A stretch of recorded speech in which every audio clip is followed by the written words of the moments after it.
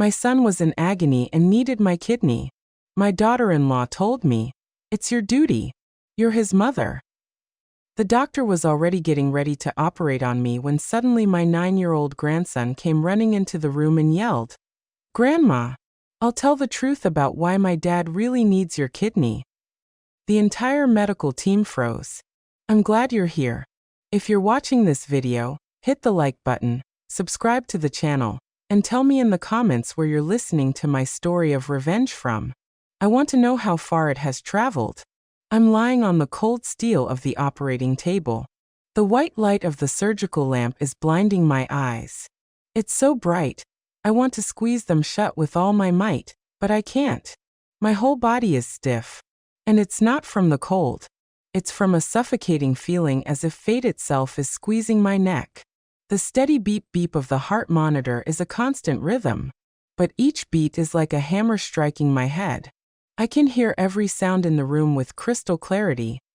The metallic clinking of instruments as the nurse arranges them, the rustle of paper as Dr. Evans reviews my file, and even the faint whispers from the other side of the glass where my daughter-in-law Rebecca is with her parents. I try to lift my gaze toward the opaque glass. There's Rebecca, her arms crossed over her chest with a gaze as sharp as a razor blade. She's whispering something to her parents, but her eyes never leave me. It's as if she's giving me an order. Sign it now. Do it. Don't hesitate. I've already signed the consent form to donate my kidney to my son Adam. That paper must be somewhere on the doctor's desk now, my shaky signature and unchangeable commitment. The nurse holds the syringe, and the anesthesia gleams under the light. I close my eyes. I try to take a deep breath, but my chest feels as heavy as lead. I think of Adam, my oldest son, whom I raised and sacrificed my whole life to protect. He's in the room next door, weak, waiting for my kidney to survive. I tell myself, this is the right thing to do. As a mother, I have to do it. But why do I feel this emptiness in my soul? This nameless anxiety?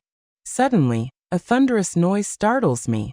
The operating room door bursts open, and a gust of cold air rushes in, making the instrument tray on the table shake and clink. The entire room seems to hold its breath. I open my eyes, trying to lift my head, even though the straps are holding me tight. My 9-year-old grandson, Mario, rushes in like a small whirlwind. His sneakers are covered in mud. His school uniform is wrinkled, and his little chest is heaving as he gasps for air. Behind him, a terrified nurse is chasing him, shouting, "Child, you can't come in here. My God, stop." But Mario doesn't stop. He runs straight toward me, his big round eyes filled with fear, but also with determination. "Grandma," he says in a trembling voice, so clear it squeezes my heart. "I have to tell everyone why my dad really needs your kidney." The whole room falls silent. The beep-beep of the heart monitor now sounds louder, as if it wants to tear the space apart. A doctor nearby drops a pair of surgical forceps. The sound of metal hitting the marble floor is deafening, a sharp break in the tension. I look at Mario, my little grandson, whom I still carry in my arms and read stories to every night. There he is, gripping an old cell phone, his face pale, but his eyes bright. What does he know? Why is he saying this? My heart is racing as if it wants to jump out of my chest. I want to scream to ask him right there, but my throat is so dry I can't utter a word. Dr. Evans, the head surgeon, frowns. He raises a hand, signaling for the entire team to stop. His voice is deep but sharp. "Whatever you have to say, say it now." I see his gaze pass over me and land on Mario, as if he too is caught in this strange moment on the other side of the glass. Rebecca bangs on the door, making the glass shudder. "Don't listen to him," she shouts in a shrill, almost hysterical voice. "He's just a kid, you'll see." But Rebecca's look is no longer cold. It's trembling with panic, as if a secret is about to be revealed. Mario doesn't look at his mom. He only looks at me, gripping the cell phone in his small hand so tightly his knuckles turn white. He takes a deep breath as if gathering all the courage in his life. I want to sit up, to hug him, to tell him not to be afraid. But I can't move. I can only look. And in my little grandson's eyes, I see a pain, a truth he's trying to bring to light. In that instant, as the whole room holds its breath, memories of the past flood my mind like an avalanche. Of those days when I thought my family was a closed circle full of love and trust. I remember my old house in Chicago, where every corner smelled of disinfectant, a scent I'd become so used to, I didn't even notice it. I'm 67 years old, but sometimes I feel much older, as if time stole my vitality a long time ago. My husband Joe has been bedridden for more than 10 years. He sits in his old wheelchair, its wheels squeaking every time I push him into the backyard for some air. He hardly ever talks. Only every now and then does he let out a sigh, his gaze lost in nothingness. Once I took his hand and asked him, "Joe, are you tired of this life?" He just blinked without responding. I don't know if he understood me or if I was just talking to myself. That house was my whole world, the place where I raised my two sons, Adam and Brandon. I did everything to get them ahead. I woke up at dawn to go to the market to sell produce. In the afternoons, I'd sit and sew clothes for the neighbors. And sometimes I'd stay up until midnight to mend torn shirts and deliver them on time. My hands became rough and calloused, my nails always with dirt from digging around in the market. But I never complained. I just wanted Adam and Brandon to have a better life, not to suffer like I did. Adam, my oldest son, was my pride. He was strong, tall, he worked in construction and always came home with a loud laugh. But in recent years he started to get weak. At first it was just tiredness. Then little by little, I saw him pale with sunken eyes. And once I felt a horrible terror when he told me he was urinating blood. I hugged him and asked, "Adam, what's wrong, son? Tell me." He just shook his head and smiled weakly. "Don't worry, Mom. It's probably just from all the hard work." Rebecca, my daughter-in-law, came into our lives like a strange wind. She was beautiful. She spoke sweetly. And at first, I truly believed she was a blessing for Adam. She took care of him diligently. She brought medicine home, watched his meals, and reminded him to take his pills at the exact time. All the neighbors praised me. "You're so lucky, Mrs. Jones, to have such a good daughter-in-law." And I believed it, too. Every time I saw Rebecca give a bowl of soup to Adam, I'd tell myself I was just worrying too much. But sometimes I'd catch her cold, calculating gaze, as if she were hiding something. Once I saw her in the backyard, whispering on the phone late at night in a low but hurried voice, "Don't worry, everything is going according to the plan." I asked her, "Rebecca, who are you calling so late?" She was startled and laughed nervously. "Just a friend, Mom. Go back to sleep." Brandon, my younger son, was different. He's 26 years old. He lives a few blocks from my house and works as a plumber and electrician. Brandon doesn't talk much, but every time he came to visit, he'd always bring something to eat. Sometimes some oranges, other times some bread that was still warm. He'd sit next to me fixing the ceiling fan that squeaked or changing a light bulb in the kitchen. Once he looked at me and said in his deep voice, "Mom, don't work yourself to death like this. I don't want to see you exhausted." I just smiled and waved my hand. "I can still handle it, Brandon. You worry about your brother. He needs you more." But Brandon just shook his head, his gaze full of concern. Mario, my little grandson, was my only joy in those heavy days. He's 9 years old and often came to my house with his little backpack on his back. Mario liked to sit in the backyard and play with some plastic cars I bought him at a flea market. He'd tell me stories, innocent tales that sometimes left me frozen. Once he looked at me with his round eyes and said, "Grandma, my mom talks on the phone at night. I heard her say something about some medicine, but I didn't understand." I smiled and ruffled his hair. "I'm sure she was just asking the doctor something for your dad. Don't think so much about it, my boy." But inside, a seed of unease was beginning to sprout. And then one afternoon, everything changed. I was in the kitchen preparing dinner. The smell of toasted rice was floating in the air when Rebecca came in. She didn't say hello. She didn't smile. She just stood there with her arms crossed. Her voice was sharp, like a knife slicing the air. "Mom, The doctor says only your kidney is compatible. It's your responsibility. You have to save him. I froze. The spoon in my hand dropped into the pan with a dull clang. I looked at her, trying to find a bit of warmth in her eyes, but I only saw a cold determination, almost a demand. Rebecca, I know I'll do everything for Adam.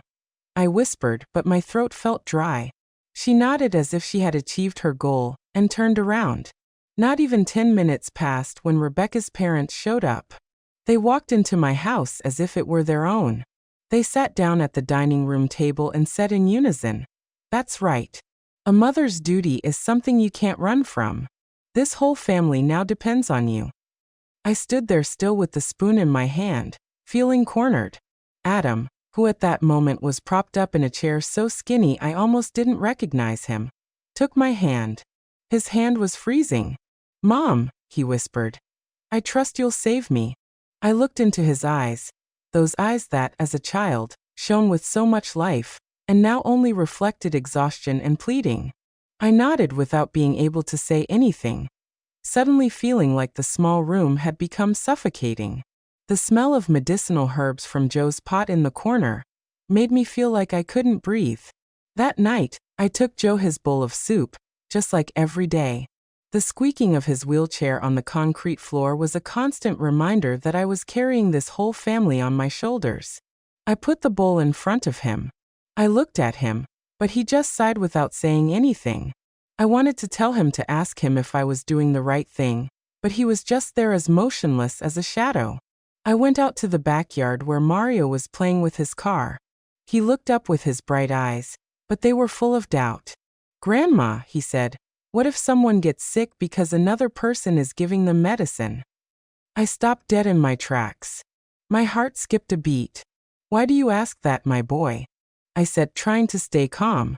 But Mario just lowered his head and kept pushing his car without answering.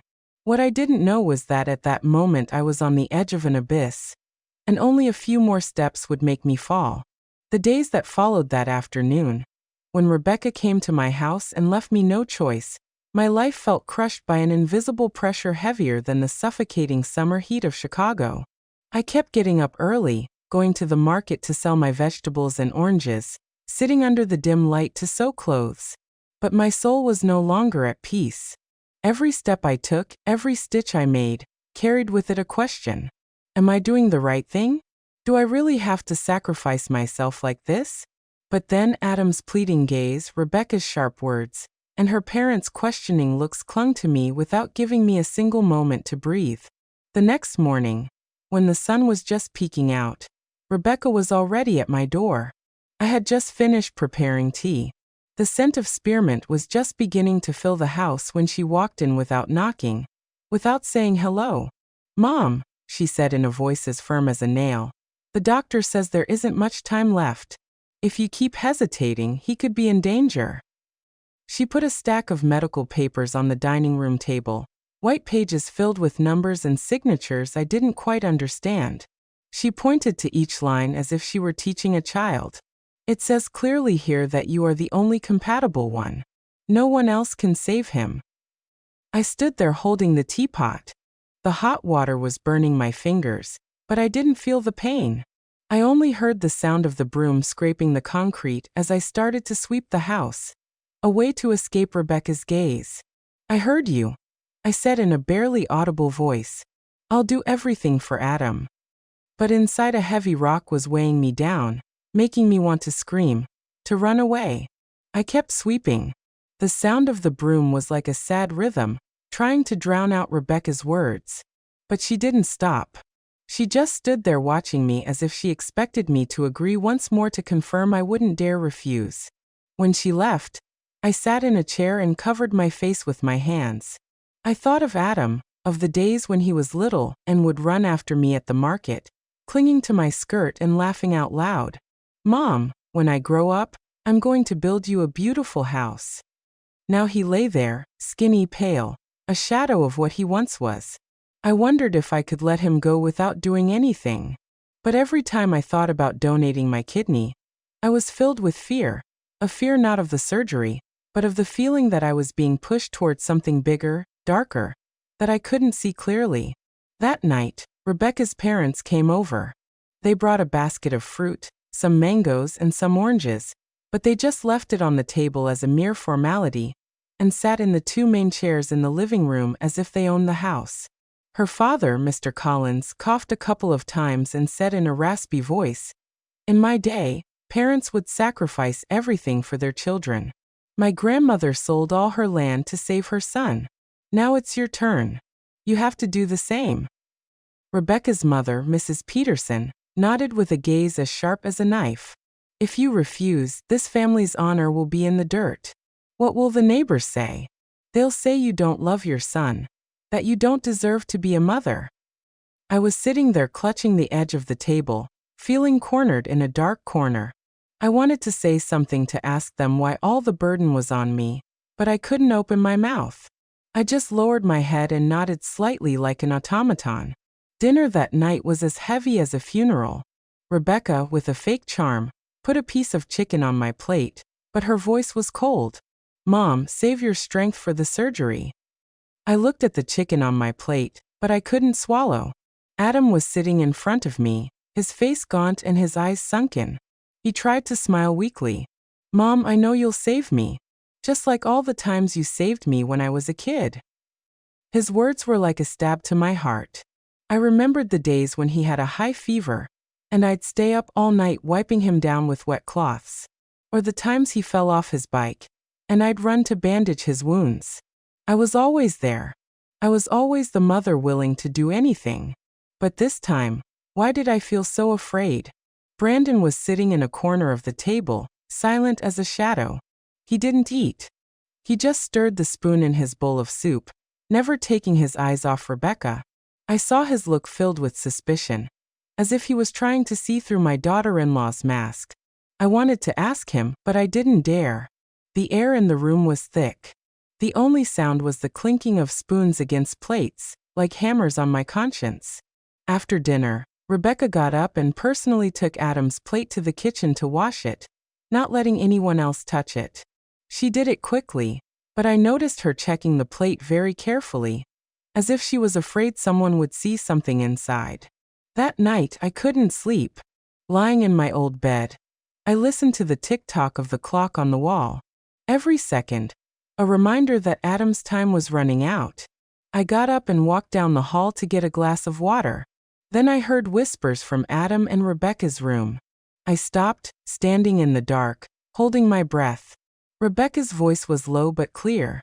"Yes, after the transplant, we'll have all the data. Don't worry, she won't dare refuse." I stood there, my heart pounding, my hands trembling so much I had to lean on the wall so I wouldn't fall. Data? What were they talking about? I wanted to knock on the door, confront her, but right at that moment, Rebecca opened it. She was startled to see me and then smiled falsely. "Still up, Mom? I was just calling to ask about his medicine." I nodded and turned away, but I felt as if thorns had been plunged into my heart.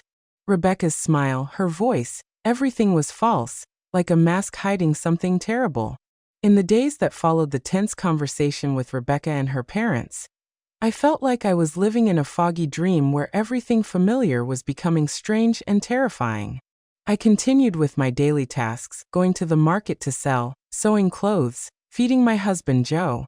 But every action was mechanical, soulless. My heart was heavy, as if a black cloud hung over my head. And Rebecca's words, Adam's pleading gaze, they spun in my mind without giving me a second of peace. But then one afternoon, when Mario, my 9-year-old grandson, came over, the first crack appeared in the wall of trust one was trying to keep standing. Mario came in with his sneakers stained with mud and his little hands still sticky from art class paint. He left his old backpack in a corner, sat on the floor, and took out the plastic car I had bought him at the flea market last year. I looked at him, trying to smile, but my mind was in a jumble. Mario had always been a little light in my dark days, with his innocent stories and his crystalline laugh. But that day he didn't smile. He pushed the car back and forth on the floor with a lost look. And suddenly he lifted his head and stared at me. "Grandma," he said in a low but clear voice, "what if my dad isn't sick because of life, but because someone is giving him medicine on purpose. I was startled as if I had been slapped. The spoon in my hand almost fell, but I managed to hold on to it, trembling. Why do you say that, Mario? I asked, trying to keep my voice calm, but my heart was pounding. I looked into his eyes, so clear but full of a worry that seemed too big for his age. Mario didn't answer right away. He lowered his head and kept playing with his car, but I saw him clench his hand as if he were holding something back. I wanted to hug him to ask him more, but I only managed a nervous laugh. You're thinking too much, my boy. Your dad is sick, and the doctors are curing him. But my smile was forced, and Mario didn't return it. He just looked at me. He got up silently, took his backpack, and ran back to his house. Mario's question was like a stone thrown into a calm lake in my heart, creating ripples of doubt. I stayed there in my small kitchen, looking at the vegetables on the table, but unable to concentrate. I thought of Adam, of the bottles of pills Rebecca always brought, of how she controlled everything related to my son. I told myself I was probably imagining things. Rebecca was Adam's wife. She loved him. She wouldn't hurt him. But deep in my heart, I knew something wasn't right. That afternoon, Brandon came with his toolbox, saying he was going to fix the kitchen light that had been flickering the night before. I watched him climb the ladder, twist and tighten things, and the light from the new bulb lit up the whole kitchen. But then, as he came down with the old light bulb in his hand, Brandon looked at me with an unusual seriousness. "Mom," he said in a low voice, almost a whisper, "my sister-in-law is acting very strange. I saw some unlabeled pill bottles in my brother's medicine cabinet, and she hides them very well." I was startled, and the plate I was washing in the sink fell, splashing water on my blouse. "What are you saying?" I asked, my voice choked. Brandon got off the ladder and stood in front of me, his eyes filled with concern. "Mom, I'm afraid what's wrong with my brother isn't a normal illness. I'm afraid someone, he didn't finish the sentence, but his look said it all. I stood there, my hands wet, feeling as if the floor was sinking beneath my feet. I wanted to scream to tell Brandon he was overthinking things, that Rebecca couldn't do something so terrible. But I couldn't speak. I just kept looking at Brandon. And in my head, Mario's question echoed again. What if my dad is sick because someone is giving him medicine? I tried to discard that idea, but it clung to me like a shadow. I couldn't escape. The next afternoon, I took soup to Adam at the hospital. The white room and the pungent smell of disinfectant made me feel like I couldn't breathe. Adam was lying down, skinny with IVs in both arms, but he still tried to smile when he saw me. "Mom, you're here already," he said in a weak voice. I put the bowl on the nightstand, and when I was about to give him the first spoonful, I saw Rebecca next to the bed holding a glass of water. She discreetly dropped a strange colored pill into the glass. A movement so fast that if I hadn't been watching carefully, I wouldn't have noticed.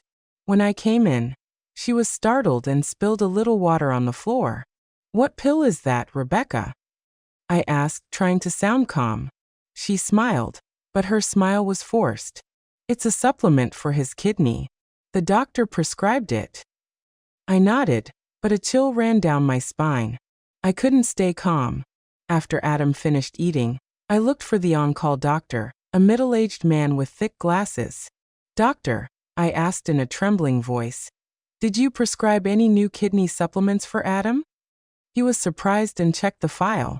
"No, we haven't prescribed anything new. The current medication is sufficient." His answer left me frozen.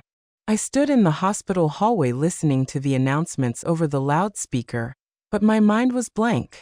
Rebecca had lied. What was that pill? Why did she have to hide it? At sunset, Mario came to my house again. This time he didn't play with his car. He sat in a chair and took an old cell phone with a broken screen from his backpack. "Grandma," he said in a low but firm voice, "I want you to listen to this." He typed something and handed me the phone. A recording played. It was Rebecca's voice whispering, but clear. "After the transplant, the test results will be perfect. Don't worry, she won't dare refuse." I dropped the phone. My hands were shaking uncontrollably. I looked at Mario, my little grandson, and saw that his eyes were red, as if he was just as scared as I was. I found it on my mom's old phone, he said in a choked voice.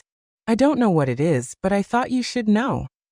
I hugged Mario, trying to hold back the tears. You're so brave, my boy, I whispered. But inside, everything was falling apart. Test results. What was Rebecca talking about? I thought of Adam, of the unlabeled bottles, of Brandon's suspicious look, of the strange colored pill in the glass of water.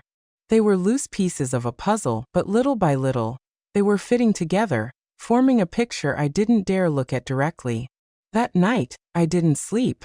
I sat in my silent house, listening to the tick-tock of the clock. Every second, a reminder that Adam's time was running out. One morning, I went to the hospital carrying an old plastic container with hot food. The smell of rice and stewed meat escaped from the edges. Adam's room was white cold, and the smell of disinfectant was so strong I had a hard time breathing. I had gotten used to that environment, but that day I felt it pressing on my chest. Adam was lying there with sunken eyes and a pale face, but he still tried to smile when he saw me. "Mom, you're here so early," he said in a voice as weak as a sigh. I put the food on the nightstand and tried to smile, but a storm was raging inside me. The doubts of the previous days, Mario's question, Brandon's warning, all screamed in my head without giving me peace. Rebecca was already there, sitting next to Adam's bed, staring at the 4 bag that dripped slowly. She didn't look at me. She didn't say hello. She just nodded silently as if my presence was a given.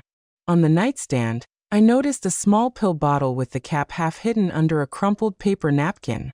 The bottle had no label. It was just a white plastic container with some strange blue pills inside. I picked it up, trying to keep my voice firm. "What medicine is this, Rebecca?" She was startled. She almost jumped and snatched the bottle from my hand so fast that it made me step back. "They're just vitamins, Mom," she said with a smile as fake as cheap paint. "The doctor prescribed them to help his kidney." I nodded, but a chill ran down my spine. Rebecca's smile, the way she snatched the bottle from me, everything was wrong. As if she were hiding a secret I wasn't supposed to know. I sat next to Adam and started to feed him, but my mind was somewhere else. I thought about the unlabeled bottle, about what Brandon had said about the strange medicines Rebecca was hiding. I thought about Mario, about his innocent but sharp question. What if my dad is sick because someone is giving him medicine? I wanted to ask Rebecca right there. I wanted to scream and demand the truth. But I was afraid. Afraid that if I opened my mouth, everything would fall apart, and I'd lose Adam forever. I looked at my son as he struggled to swallow each bite and told myself, "Mary, you have to calm down.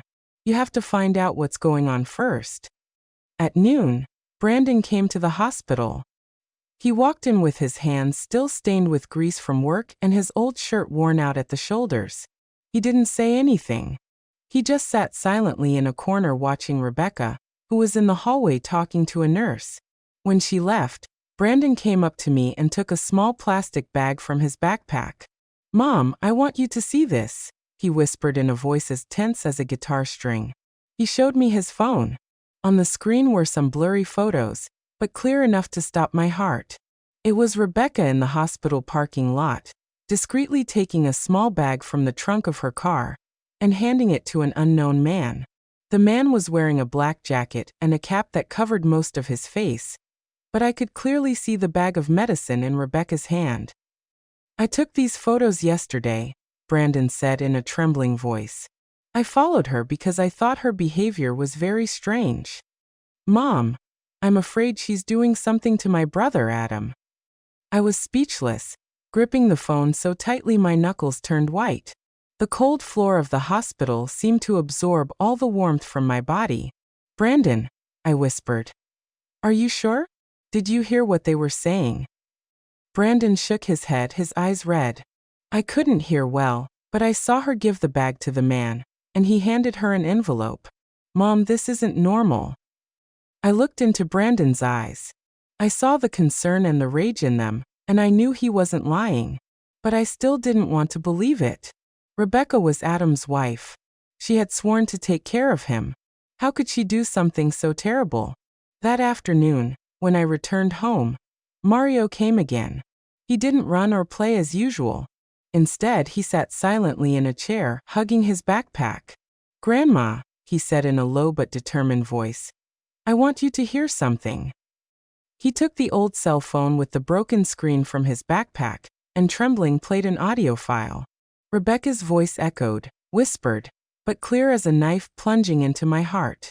"After the transplant, the data will be complete. Don't worry, that old woman won't dare refuse. This result is worth 100 times more." I became rigid. I dropped the phone on the table, my hands shaking uncontrollably. I looked at Mario, my little grandson, and saw his eyes were red, his lips pressed together as if he was holding back tears. "I found it on my mom's old phone," he said in a choked voice. "I don't know what it is, but I thought you should know." I hugged Mario, feeling as if the whole world was collapsing at my feet. "You're so brave, Mario," I whispered, but my voice broke and tears rolled down my cheeks. I thought of Adam, of the unlabeled bottles, of Brandon's photos, of Mario's recording. They were loose pieces, but they were fitting together, painting a dark picture I didn't dare confront. What was Rebecca doing? What data? What results? And why did she say that old woman won't dare refuse? I felt betrayed, not just by Rebecca, but by my own faith and family and love. That night, I didn't sleep. I sat in my silent house, listening to the sirens of an ambulance in the street, the red and blue lights flashing through the window like cuts in my soul. I thought of Adam, of how he was getting weaker every day, of the strange medicines, of Rebecca's calculating whispers. I thought of Brandon, of the suspicion and worry in his eyes, and of Mario, the 9-year-old who had bravely brought me the truth. I held my head, feeling like my brain was going to explode. I wanted to run to the hospital, confront Rebecca, scream, and demand an explanation, but I was afraid. Afraid that the truth was even more horrible than I imagined. Afraid I wouldn't have the strength to bear it. I got up, went out to the backyard, and looked at the pale moonlight. I thought of Joe, my silent husband who could only sit and watch everything. I wanted to tell him, to ask him what I should do, but I knew he wouldn't answer me. I was alone with the pieces of a truth that were slowly revealing themselves. The next morning, I woke up with the feeling that the whole world was weighing on my chest. The birds chirping in the backyard, a sound that normally brought me calm, now felt like knives stabbing my mind. I knew today was the day the hospital would make the final decision about Adam's kidney transplant. The clues Mario and Brandon had given me, the recording, the photos, the unlabeled bottle, they kept spinning in my head. But I didn't dare face them. I was afraid that if I dug deeper, I would find a truth I couldn't bear. I just wanted to save Adam, to see my son healthy again, even if the price was a part of my body. But deep down, I knew things weren't that simple. The hospital scheduled me for noon. I entered a small meeting room where Dr. Evans was already waiting for me. He spread the lab results on the table, white sheets filled with numbers and graphs I didn't understand. "Mrs. Jones," he said in a grave but firm voice, "we have reviewed everything thoroughly. You are the most compatible person to donate your kidney to Adam. If we don't proceed soon, his life will be in danger." I sat there clutching the edge of my blouse, my head buzzing as if I had a swarm of bees inside. "I understand," I whispered, but my voice was so low I doubted if he had heard me. Dr. Evans looked at me, and his expression softened. "Do you need more time to think about it?" he asked. I shook my head, not because I had already decided, but because I felt I had no other way out. Rebecca, her parents, and even Adam, they were all counting on me, and I couldn't let my son die. Through the glass of the door, I saw Rebecca standing there with her arms crossed. Her gaze, as sharp as ever, gave a nod to her mother, Mrs. Peterson, as if she were sure I wouldn't dare refuse. That gesture gave me a chill, as if they were playing a game of chess and I was just a pawn. I wanted to get up to yell that I knew about the bottle, about the recording, but I couldn't. I just sat there feeling trapped in an invisible cage with no escape. That evening, I gathered the whole family in my small house. The living room was crowded. The yellowish light of an old bulb reflected on the worn-out walls. I put a teapot on the table. The scent of spearmint couldn't disperse the heavy atmosphere. Rebecca's parents, Mr. Collins and Mrs. Peterson, sat in the center, occupying the two best chairs as if they were the owners. Rebecca sat next to them, her hands clasped, giving me a sidelong glance as if to make sure I wouldn't back out. Adam was lying on a sofa, his face pale and his breathing weak. Brandon was leaning against the wall, silent, but his eyes were red, as if he was holding back a fury about to explode. Mario was huddled in a corner, hugging his small backpack, his eyes filled with distress. I took a deep breath. My hands trembled as I set the teapot down. "I've made a decision," I said in a trembling voice, but trying to sound firm. "I'm going to donate my kidney to Adam." The room exploded like a bomb. Mrs. Peterson clapped and said in a shrill voice, "That's a real mother. I knew you wouldn't disappoint this family." Rebecca covered her face. Tears were streaming, but I saw how she clenched her fists as if she were acting in a play. "Oh, Mom," she said in a choked voice.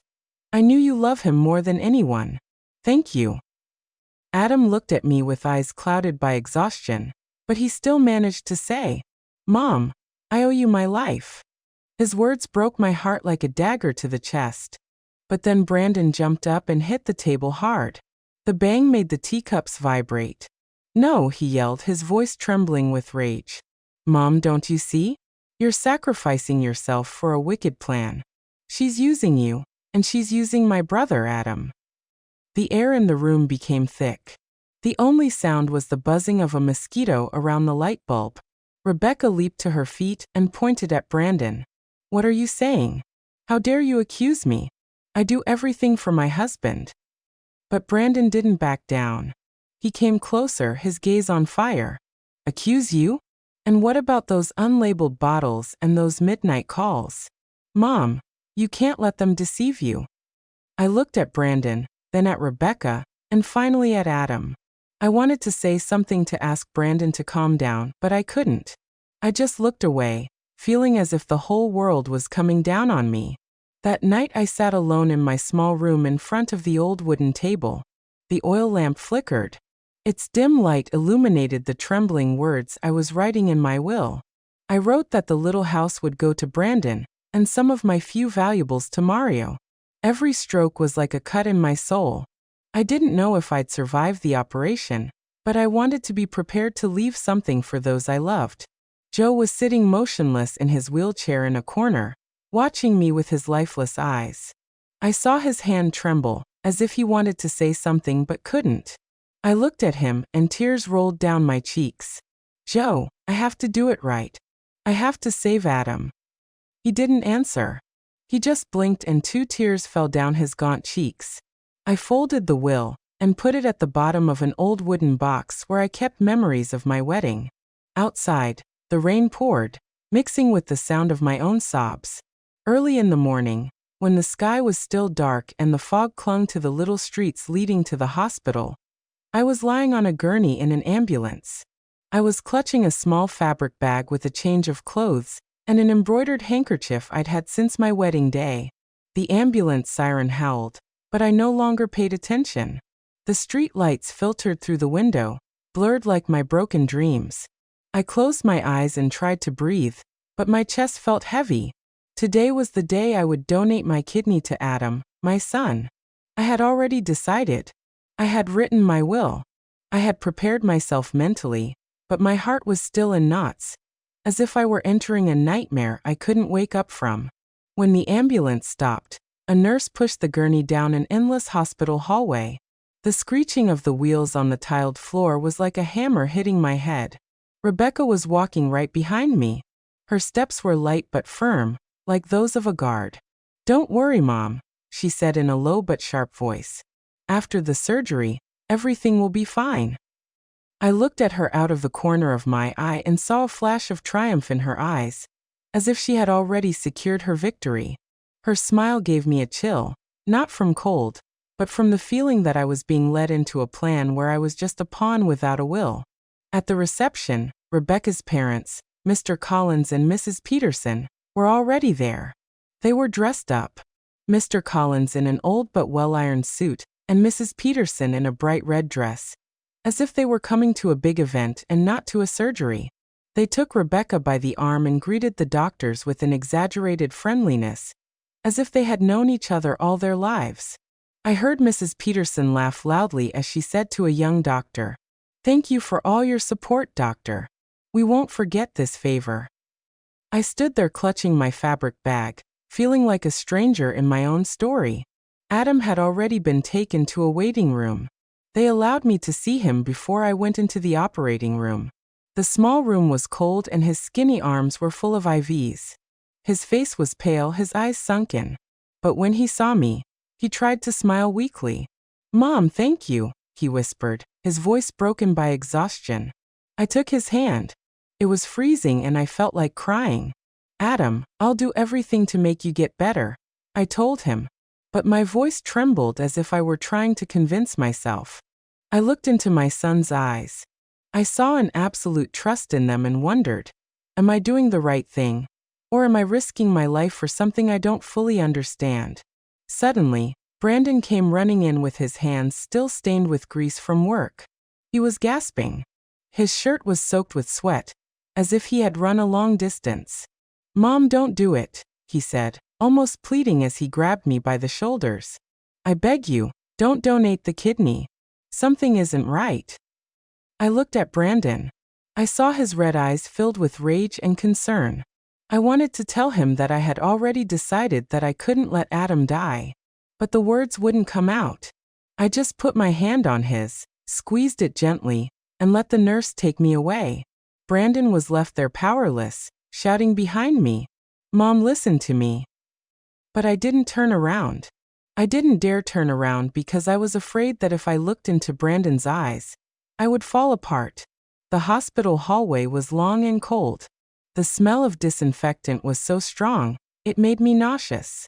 An impersonal voice sounded over the loudspeakers.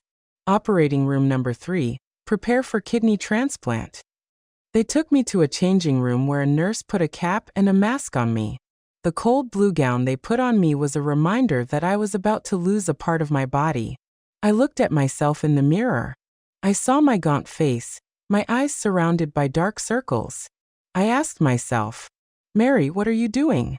Are you sure this is the right thing to do?" But then the image of Adam in the hospital bed appeared in my mind, and I gritted my teeth and went on. As I walked down the hallway, I saw Rebecca and Mrs. Peterson standing by a glass window talking to an unknown man. He was wearing a black jacket and a cap that covered his face, identical to the man in the photo Brandon had shown me. I saw Rebecca hand him an envelope, and he quickly put it in his jacket pocket. My heart started to beat hard. A cold sweat ran down the back of my neck. What were they doing? What was in that envelope? I wanted to stop, to scream, and demand an answer. But the nurse took my arm and led me into the operating room. Inside the operating room, the white light shone directly into my eyes, so bright I had to squint. Dr. Evans was there, his face serious but calm. "Everything is ready, Mrs. Jones," he said in a grave voice. "Just relax." I nodded, but my body was stiff. The nurse placed electrodes on my chest, and the heart monitor's beep-beep was constant, but each beat was like a warning. Rebecca appeared on the other side of the glass. She pressed her face against the window and made a sign to sign quickly toward the papers another nurse was holding. I took the pen, trembling. The ink ran on the paper. When I signed, I felt as if I were signing my own death sentence. I looked at my blurred signature. I thought of the will I had written the night before for Brandon and Mario, and I wondered, will this be the last time I'm conscious? Just as the doctor was getting ready to inject the anesthesia, my heart was beating furiously. Furiously. A cold sweat was soaking my back. I closed my eyes. I tried to breathe, but images of Adam, Brandon, Mario, and Rebecca were spinning in my head. I thought of Mario's recording, of the unlabeled bottle, of Brandon's photo. I wanted to stop it all, but I couldn't. I had come too far. I had signed. I had entered this room. I could only lie there, waiting with a fear that was drowning my heart. But then, just as the nurse was about to inject the anesthesia, a crash made the whole room tremble. The door burst open. The screech of the hinges ripped the air. All the doctors and nurses were startled. Some turned around abruptly with panic in their eyes. Mario came in like a small whirlwind. His sneakers were still stained with mud. His school uniform was wrinkled, and his little chest was heaving as he gasped. He was tightly holding his old cell phone with the broken screen, as if it were the most valuable thing in the world. A nurse ran after him, shouting desperately, "Child, you can't come in here. My God, stop." But Mario didn't stop. He ran straight toward me, his big round eyes filled with fear, but burning with a determination I had never seen in a child. "Grandma," he said in a trembling voice, but so clear it froze everyone in the room. "I have to tell everyone why my dad really needs your kidney." His words were like a bomb that exploded in my head. I held my breath. My heart seemed to stop. The operating room fell into an absolute silence, broken only by the beep-beep of the heart monitor, which now sounded louder, as if it wanted to shatter the stillness. A nearby doctor dropped a pair of surgical forceps. The metallic sound against the marble floor was deafening, a sharp cut in the tense air. Dr. Evans, the head surgeon, raised a hand, signaling for the entire team to stop. He frowned, but his voice was calm and firm. "Let the boy speak. Whatever you have to say, say it now." I looked at Mario. I saw his little hand gripping the cell phone, his face pale, but his eyes bright as if he were carrying the weight of the world on his shoulders. "Get out." Through the glass, Rebecca banged on the door furiously, making the glass resound. "Don't listen to him," she shouted in a shrill, almost hysterical voice. "He's just a kid, you'll see." But Rebecca's gaze was no longer icy cold. It was trembling with panic, as if the secret she had tried so hard to hide was about to come to light. Mario didn't look at his mom. He came up to me, and with trembling hands, he pressed play on the cell phone. A recording played. It was Rebecca's voice, whispered, but clear as a knife plunging into my heart. "After the transplant, the test results will be perfect. Don't worry, that old woman won't dare refuse." The entire room seemed to explode in silence. I felt my blood turn to ice, the air get stuck in my throat. Dr. Evans turned abruptly to look at me, his eyes wide with amazement. "Stop," he ordered in a voice as sharp as a scalpel. "Stop all preparations right now." A nurse quickly withdrew the syringe. The others stood motionless, not daring to move. Rebecca, on the other side of the glass, let out a scream and hit the door. "It's not true. She made it all up. This child is being manipulated." But her voice broke as if even she didn't believe her own words. I looked at Mario and saw him burst into tears. But he was still clinging to the cell phone as if it were the last piece of evidence to save me. "I have a video too," he said, his voice choked. "It's when my mom and grandparents are talking about selling medicines." He played a video and the image appeared on the small screen. Rebecca and Mrs. Peterson in the parking lot exchanging an envelope with the unknown man I had seen before. Mrs. Peterson's voice was heard. "After this operation, we'll have enough data to sell the medicine abroad. This money will change everything." I lay there, my vision blurred by tears, feeling a mix of horror and relief. Horror for the truth I had tried so hard to avoid, now exposed before everyone, and relief because I finally no longer had to lie to myself. Brandon burst in from the hallway, his face red with anger. "Enough," he shouted, throwing himself against the glass door to face Rebecca. "You poisoned him. You thought we were all blind." Before anyone could react, Brandon raised his hand and slapped Rebecca. The dry sound echoed down the hallway, making Mrs. Peterson scream. "How dare you hit my daughter?" But Brandon didn't stop. He pointed at Rebecca, his voice trembling with rage. "What medicines have you been giving him? What did you do to my brother Adam?" Rebecca put a hand to her cheek. Tears were streaming down her face, but in her eyes, I saw no regret. only the panic of someone who has been discovered. "You're crazy," she yelled, turning to Dr. Evans. "Don't listen to them. They're slandering me." But Dr. Evans didn't answer. He turned pale and addressed a nurse. "This is no longer a surgery. It's a crime scene. Call the police now." A nurse ran out while the others stood there looking at each other in confusion.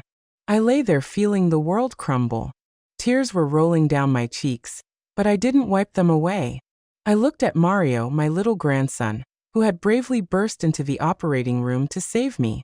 I looked at Brandon, my younger son, who had tried to protect me at all costs.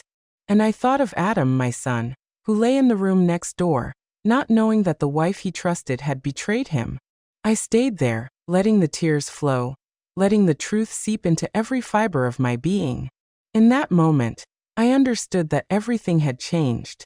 The truth had burst out like a door being knocked down, and nothing could hide it now. The operating room, which had been cold and silent before, had become a chaotic battlefield. The confused nurses looked at each other, not knowing what to do. Dr. Evans frowned. His sharp gaze scanned each person, as if he were trying to maintain order in the middle of the storm. I lay there, my vision blurred by tears, but unable to take my eyes off the scene. The truth Mario had just revealed was like a fire, burning away all the trust one had left. Rebecca, after Brandon's slap, clutched her cheek and yelled in a shrill voice, "How dare you hit me? I do everything for my husband." Tears were running down her face, but I could clearly see the panic in her eyes. It wasn't the pain of a wife unjustly accused, but the fear of someone who has been discovered. She turned to her parents, grabbing Mrs. Peterson's blouse, her voice choked. "I didn't do anything wrong. I just wanted to save Adam. Dad, Mom, say something." But Mr. Collins and Mrs. Peterson just stood there, their faces pale, unable to say a word. Mrs. Peterson, usually so cunning and bossy, was now just clenching her hands, biting her lips to hold back a tremor. Suddenly, Mrs. Peterson hit the floor with her cane. The dry sound of the wood against the tile echoed, and she pointed directly at me. "You dared to manipulate your grandson into making up lies about me, you evil old woman." Her words were like a stab to my heart. I wanted to scream, to tell her that I hadn't manipulated anyone, that it was her daughter who had betrayed my family. But I had a lump in my throat and couldn't speak. I just stood there looking at her, feeling cornered in a dark place where all my years of sacrifice were being trampled.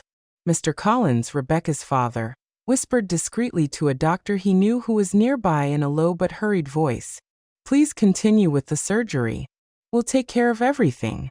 We just need this to be over." He slipped an envelope into the doctor's hand, but Dr. Evans came over immediately with a voice as cold as ice. "The law decides here, not money." He snatched the envelope, threw it on the floor, and ordered a nurse, "Close the doors. No one leaves. I'm going to inform the hospital management right now." The sound of his footsteps was firm, like a declaration that everything had gotten out of control. Brandon from the hallway burst into the operating room, ignoring a nurse's attempts to stop him. He grabbed me by the shoulders, his eyes red, and shouted, "Mom, don't donate the kidney. It's all their plan. She poisoned my brother. Don't you see Adam?" Brandon's voice trembled, full of rage and pain. I looked into his eyes and saw the desperation of a son trying to protect his mother. I wanted to say something to comfort him, but I couldn't. I just stood there, feeling the world crumble beneath my feet. From the preparation room next door, Adam's weak and confused voice was heard. "What's going on? Why are they arguing?" He tried to sit up, breathing with difficulty. The IVs in his arm trembled with the movement. I heard my son's voice, and my heart broke into 1,000 pieces. Adam knew nothing. He didn't know that the wife he loved, the one he trusted, had dragged the whole family into a dark conspiracy. I wanted to run to him, hug him, and tell him everything would be all right. But I couldn't move. I only lay there with tears streaming, feeling torn between my love for Adam and the horrible truth that had just come to light. Mario, standing beside me, broke into a fit of sobbing, but he still lifted the cell phone and said in a choked voice, "I have another video. This is when my mom gives the medicines to my grandparents." He played the video and the image appeared on the small screen. Rebecca and Mrs. Peterson in the parking lot making the exchange with the unknown man. Mrs. Peterson's voice was heard clear and cold. "If the transplant is a success, we can sell the medicine abroad. With that money, we can launder all the dirty profits." The entire room fell silent. A nurse covered her mouth, her eyes wide with horror. Dr. Evans was frozen, gripping the file as if to contain his rage. Rebecca, in a panic, lunged to snatch the cell phone from Mario, trying to throw it to the floor. "No, that's fake," she yelled, her voice broken. But Brandon was faster. He grabbed the phone from her and pushed Rebecca, who fell to the floor. One of her high heels flew off, bouncing on the floor with a dry sound, like the final period on the farce she had orchestrated. "Shut your mouth," Brandon yelled, his face red with fury. "You think you can fool everyone? What did you do to my brother Adam?" Rebecca was sitting on the floor, her hair a mess, but her gaze still had a flash of stubbornness. "I didn't do anything. You're slandering me." Hospital security appeared. Two men in uniform entered with serious expressions. They approached Rebecca, Mr. Collins, and Mrs. Peterson, not giving them time to react. Mrs. Peterson was still cursing with the cane trembling in her hand. "Traitor! You destroyed this family." She pointed at me, but her voice broke as if even she knew everything was over. Rebecca was held firmly. She writhed. "Let me go. I didn't do anything wrong." But her gaze now only reflected the desperation of someone cornered. I lay there motionless, my body cold, but my eyes wide open, watching the truth unfold before me. When the operating room door closed behind the police, the screams of Rebecca and her parents still echoed in the hospital hallway. But for me, they faded into the air like a nightmare that dissipates. Rebecca kept screaming in a broken voice. I was contributing to science. Nobody understands me. But no one answered her. Mr. Collins and Mrs. Peterson, who once sat with such arrogance in my living room, now walked with their heads bowed, escorted in silence. I lay on the operating table, still trembling, but it was no longer from fear. A strange feeling of relief flooded me, as if I had been freed from a cage I didn't know I was in. Dr. Evans came over. His face was serious, but his gaze had softened.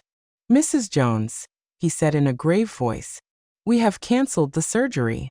We will transfer Adam to an alternative treatment. Dialysis combined with new medications. You risked your health preparing for this, but you have saved his life and your dignity." I looked at him. Tears were rolling down my cheeks, but I didn't wipe them away. "Thank you, doctor," I whispered in a weak but sincere voice.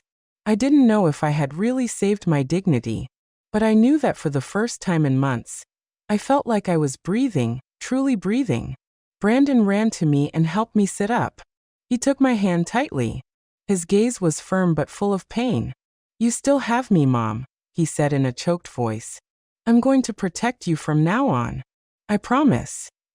I squeezed his hand, feeling the warmth of his rough, grease-stained skin. I looked into Brandon's eyes and saw the strength of a son willing to carry the whole world to protect his mother. "You're my pride, son," I whispered, and the tears fell again. Brandon didn't say anything. He just hugged me tightly. And in that hug, I found some comfort in the middle of the ruins of my family. Adam was transferred to a recovery room. When I entered, he was lying down, his face pale and the IV still in his arms. He looked at me with red eyes and asked in a weak voice, "Mom, is it true that everything my wife did was to harm me?" His question was like a stab to my heart. I went over, sat on the bed beside him, and hugged him. My tears fell, wetting his hospital gown. "Oh, Adam, my son," I said in a choked voice. "I don't know where all this started, but I promise I won't let anyone hurt you anymore." Adam lowered his head. Tears rolled down his skinny cheeks. "Mom, I was wrong," he whispered. "I didn't protect you, and I let you suffer too much." I hugged him tighter. Feeling that in the world,